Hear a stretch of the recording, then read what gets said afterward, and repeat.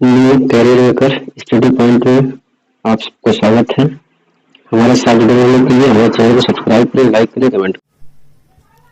Hello बच्चों, new career maker study point में आपका स्वागत है। मैं चौरसिया अनुज आज आपको बायोलॉजी पढ़ाने चल रहा हूँ। देखिए, हमने पिछले लेक्चर में बायोलॉजी के बारे में देख लिया था और बायोलॉजी में डाइजेशन एंड डाइजेस्टिव सिस्टम के बारे में हमें पढ़ना था। जैसा कि आपको बताया गया था कि पाचन एवं पाचन तंत्र क्या होता है। तो पाचन आपको बताया गया था कि शरीर में जटिल अघुलनशील पदार्थों को सरल घुलनशील अवयव में तोड़ना ही क्या कहलाता है, पाचन कहलाता है। इसके बाद हमने पढ़ा था डाइजेस्टिव सिस्टम के बारे में कि पाचन तंत्र क्या होते हैं। तो पाचन तंत्र में हमारा दो पार्ट आता है। पहला आहार नाल हो गया और दूसरी होगी पाचक ग्रंथियाँ। आहार नाल को इंग्लिश में क्या बोलते हैं, एलिमेंट्री कैनाल, और डाइजेस्टिव सिस्टम को हिंदी क्या होती है, पाचक ग्रंथियाँ या डाइजेस्टिव ग्लैंड इसको बोलते हैं। तो हम आपको पढ़ाए थे पिछले क्लास में एलिमेंट्री कैनाल के कितने पार्ट होते हैं। जैसा कि आपको बताया गया था, पहला पार्ट क्या होता है, माउथ, जिसको इंग्लिश में क्या बोलते हैं, जिसको हिंदी में क्या बोलते हैं, मुंह बोलते हैं। और माउथ में हमें दो चीज़ पढ़नी थी, पहले तो टीथ यानी दांत के बारे में और दूसरा टंग यानी जीभ या जिह्वा के बारे में। दूसरा पार्ट था हरनल का फेरिंग्स, जिसको हिंदी में क्या बोलते हैं, ग्रसनी बोलते हैं। तीसरा पार्ट था ओइसोफेगस, जिसको ग्रासनली बोलते हैं। ये ग्रासनली के तीन पार्ट, ग्रासनली नहीं, अमाशय के तीन पार्ट हैं और अमाशय हमारा चौथा पार्ट है किसका, आहार नाल का। तो अमाशय के तीन पार्ट आपको दिख रहे हैं, PFC, जिसमें C का मतलब क्या है, कार्डियक, F का मतलब क्या है, फंडिक, और P का मतलब क्या होता है, पाइलोरिक। इसके बाद हमारा पांचवा पार्ट था स्मॉल इंटेस्टाइन, जिसको क्या बोलते हैं, छोटी आंत, या इसको बोलते हैं क्षुद्रांत्र। और फिर स्मॉल इंटेस्टाइन के तीन पार्ट आपको बताया गया था, पहला D, J और I। D का मतलब होता है ड्यूडोनम, G का मतलब जीजेनम और I का मतलब इलियम। अगर इसकी हिंदी आप देखोगे तो हिंदी क्या होगी इसकी, पहली होती है ग्रहेड़ी, फिर मध्यांत्र और फिर शेषांत्र। ठीक है। इसके बाद मैंने बताया था आपको लार्ज इंटेस्टाइन, कि ये लार्ज इंटेस्टाइन जो होती है यानी बड़ी आंत, जिसको बोलते हैं बृहदांत्र बोलते हैं। और ये हमारा आहार नाल का सबसे आखिरी पार्ट होता है। और इसके तीन पार्ट होते हैं CCR, इसका मतलब होगा सीकम, कोलन और रेक्टम। इतना हम लोगों ने पढ़ लिया था। तो बच्चों, अब हम पढ़ने चल रहे हैं मुंह के बारे में और मुंह में दांत के बारे में। तो देखिए बच्चों, दांत जो होते हैं वो स्पेशली 3 टाइप्स के होते हैं, जिसमें पहला वो है गर्ददंती, दूसरा विषमदंती और तीसरा है द्विबाहुदंती। तो गर्ददंती इंग्लिश क्या होती है, थीकोडोंट, और विषमदंती की हेट्रोडोंट, और द्विबाहुदंती की होती है डाइफ्यूडोंट।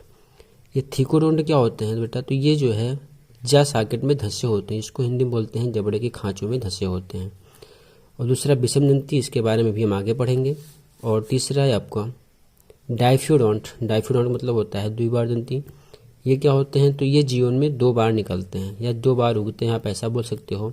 इन्हें पहली बार हम क्या बोलते हैं, दूध के दांत यानी मिल्क टीथ बोलते हैं। और जब वो टूट जाता है, टूटने के बाद जो निकलता है वो हो जाता है, इसलिए बोलते हैं कि ये जीवन में कितनी बार उगते हैं, 2 बार निकलते हैं। ठीक है। अब देखते हैं हम द्विबाहुदंती हो गया।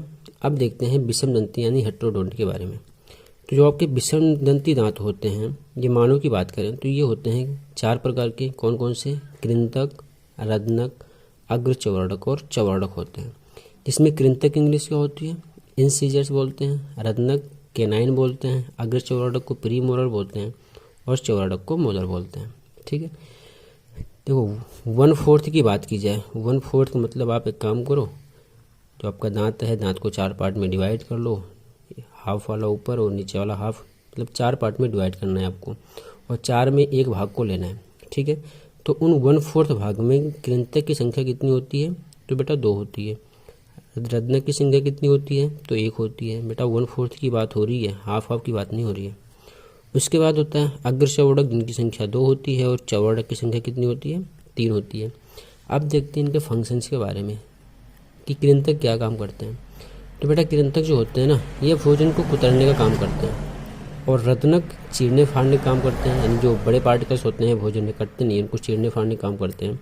और अग्रचवर्णक और चवर्णक ये दोनों भोजन को पीसने का काम करते हैं, अर्थात भोजन क्या बनाते हैं, लुगदी के रूप में बनाते हैं। किस रूप में, लुगदी के रूप में बनाते हैं। ठीक है। और जब भोजन में तो मुंह में हमारा क्या होता है, मुंह में क्या होता है कि हमारा जो फूड पार्टिकल्स होता है यानी भोजन, ये किसके साथ मिक्स होता है, तो लार के साथ मिक्स होता है। तो भोजन हमारा जब लार के साथ मिक्स होगा तब इसको क्या बोलते हैं बेटा, काइम बोलते हैं। क्या बोलते हैं, काइम, जिसकी हिंदी होगी काइम ही होती है। ठीक है, ये हो गया। तो बेटा हमने पढ़ लिया था कि हेट्रोडोंट और थीकोडोंट और डाइफियोडोंट ये क्या होते हैं, कैसे होते हैं। तो एक बार पुनः रिवाइज कर लेते हैं। रिवाइज करने का मतलब देखें कैसे क्या है। तो दांत कितने बताए थे, दांत बताए थे आपके स्पेशली 3 टाइप्स के, गर्ददंती, विषमदंती और द्विबारदंती। इसमें गर्ददंती की इंग्लिश क्या होती है, थीकोडोंट, और विषमदंती की इंग्लिश क्या होती है, हेट्रोडोंट, और द्विबारदंती की इंग्लिश क्या होती है, डाइफियोडोंट। गर्ददंती क्या होते हैं, तो ये जा सॉकेट में धस्से होते हैं, यानी जो खांच होती है उन्हीं खांचों में क्या होते हैं, धस्से होते हैं। विषमदंती भी इसको आगे हम देखेंगे। द्विबारदंती क्या होते हैं, द्वि का मतलब देखो यहाँ पे द्वि लिखा है, द्वि का मतलब कितने से है, 2 से, और बार आगे लिखा है, तो इसका मतलब जीवन भर में कितनी बार उगते हैं, 2 बार निकलते हैं। इसमें पहला क्या होता है, दूध के दांत होते हैं, टूटता है उसके बाद निकलता है, इसलिए क्या बोलते हैं कि जीवन में कितनी बार, 2 बार निकलते हैं। उसके बाद हेट्रोडोंट, हेट्रोडोंट क्या होते हैं, विषमदंती इसको बोलते हैं। ये होते हैं 4 प्रकार के, कृंतक, रत्नक, अग्रचौरडक और चौरडक होते हैं। कृंतक इंग्लिश क्या होती है, इंसीजर होती है, रत्नक की केनाइन, अग्रचौरडक की प्रीमोलर और चौरडक की मोलर। अगर इनकी संख्या की बात करें तो हमारे दांत के 1/4 पार्टिकल्स में या 1/4 भाग में आप कह सकते हैं कृंतक की संख्या 2 होती है, रत्नक की संख्या 1 होती है, अग्रचौरडक की संख्या 2 होती है और चौरडक की संख्या 3 होती है। कृंतक क्या काम करते हैं बेटा, तो ये भोजन को कुतरने का काम करते हैं, ये छोटे छोटे टुकड़ों में काटते हैं। रत्नक क्या काम करते हैं, तो ये चीरने और फाड़ने का काम करते हैं, जो भोजन के बड़े पार्टिकल्स होते हैं उनको क्या करते हैं, चीरते फाड़ते हैं। ये रत्नक जो होते हैं बेटा, ये जो है ना मनुष्य में कम विकसित होते हैं, लेकिन जंगली जानवर होते हैं, जैसे आपको कुत्ता हो गया, बिल्ली हो गया, इन सब में ज़्यादा डेवलप होते हैं। अग्रचौरडक और चौरडक इनका काम क्या होता है, पीसने का काम होता है। और जब मुंह में हमारा जो फूड पार्टिकल्स होता है, जब ये लार के साथ मिक्स होता है, यानी भोजन और लार दोनों को मिला के हम क्या बोलते हैं, काइम बोलते हैं। इसके बाद हम देखेंगे वयस्क मनुष्य का दंत सूत्र क्या होता है, और वयस्क मनुष्य का दंत सूत्र देखने के बाद हम देखेंगे कि शिशु का दंत सूत्र क्या होता है। शिशु का दंत सूत्र, तो बेटा वयस्क मनुष्य का दंत सूत्र सबको पता होगा कितना होता है, 2 1 2 3 अपॉन 2 1 2 3। क्या होता है, 2 1 2 3 upon 2 1 2 3 multiply by 2 equal to 32। ये चीज़ आप लोगों को पता होगा, आप लोग पढ़ चुके हैं। ये जो 2 1 2 3 इसका मतलब क्या है, तो यहाँ पे हम लिख देते हैं ICPM और यम। आई का मतलब क्या होता है बेटा, तो आई का मतलब इंसीजर, और सी फार क्या होता है, तो सी का मतलब यहाँ पे केनाइन होगा, और पीएम का मतलब होगा प्रीमोलर, सबको पता है, पीछे पढ़ा चुके हैं। और यम का मतलब क्या होता है, तो यम का मतलब मोलर होता है, यानी कृंतक, रत्नक, अग्रचौरडक और चौरडक। अर्थात हम ये कह सकते हैं, देखो ये 2 लिखा है ना, ये 1/4 की बात की गई है बेटा। 1/4 का मतलब जो ऊपर वाला पूरा हिस्सा है, ऐसे इस ऊपर वाले पूरे हिस्से का आधा भाग, यानी इधर वाला आप ले सकते हैं, इधर वाला नहीं, आधा भाग। इस आधे भाग में कृंतक कितना होता है, 2 होता है, और केनाइन यानी रत्नक कितना होता है, 1 होता है, और प्रीमोलर जिसको आप क्या बोलते हैं, अग्रचौरडक, इनकी संख्या 2 होती है और चौरडक की 3 होती है। तो ये 1/4 ऊपर हो गया और ये 1/4 नीचे का हो गया। तो 1/4 2 1 2 3, और 1/4 में अगर आधा देखेंगे तो 2 मल्टीप्लाई बाई 2 देखो कितना हो, 2 1 3 3 2 5 5 3 8, 2 1 3 3 2 5 5 3 8 8 8 16 16 2 32। तो वयस्क मनुष्य में दांत कितने होते हैं, 32 होते हैं। अब अगर हम देखें किसके बारे में, तो हम अगर शिशु का दंत सूत्र देखें तो शिशु का दंत सूत्र क्या होता है, तो आप देखेंगे 2102 upon 2102 multiply by 2 equal to कितना होगा, 20। इसका मतलब ये होगा कि ये तो हो गए आपके कृंतक, ये क्या हो गए रत्नक, ये क्या हो गए, ये हो गया आपका अग्र चवर्णक और ये क्या हो गया, चवर्णक हो गया। ठीक है, अब इसमें आपको दिख रहा होगा कि जो अग्र चवर्णक हैं ये 0 लिखा है। इस 0 का मतलब क्या होता है, तो 0 का मतलब होता है कि जो आपका शिशु होता है, छोटा सा बच्चा होता है, उसमें अग्र चवर्णक नहीं होते हैं। समझ में आया, अग्र चवर्णक की संख्या क्या होती है, 0 होती है। इसका मतलब क्या होगा कि अग्र चवर्णक एब्सेंट हैं, अर्थात शिशुओं में जो है अग्र चवर्णक नहीं पाए जाते हैं। कृंतक इसमें कितने होते हैं, 2 होते हैं, रत्नक होते हैं और चवर्णक होते हैं, लेकिन अग्र चवर्णक नहीं होते हैं। तो सबसे पहले कौन से निकलते हैं, साइड वाले दांत निकलते हैं। तो बाद में आगे चल के जो आपका चवर्णक होता है शिशु में, यही चल के क्या बन जाता है, अग्र चवर्णक बन जाता है और ये चवर्णक बाद में पुनः निकलते हैं। ठीक है ना। इसके बाद अगर हम देखना चाहें किसके बारे में, तो लार के बारे में। तो अगर लार के बारे में हम देखना चाहें तो लार के बारे में क्या देखते हैं, देखिए मनुष्य के मुंह में 3 जोड़ी लार ग्रंथियां पाई जाती हैं। कितनी जोड़ी, 3 जोड़ी लार ग्रंथियां। अब इस 3 जोड़ी का मतलब क्या है, तो 3 जोड़ी लार ग्रंथियां जो पाई जाती हैं इसको हम आपको पढ़ाएंगे किसमें, तो ये पढ़ाएंगे डाइजेस्टिव ग्लैंड में, डाइजेस्टिव ग्लैंड में पढ़ाएंगे इसको। ठीक है, तो मनुष्य के मुंह में 3 जोड़ी लार ग्रंथियां पाई जाती हैं जो क्या करती हैं, जो लार का स्रावण करती हैं।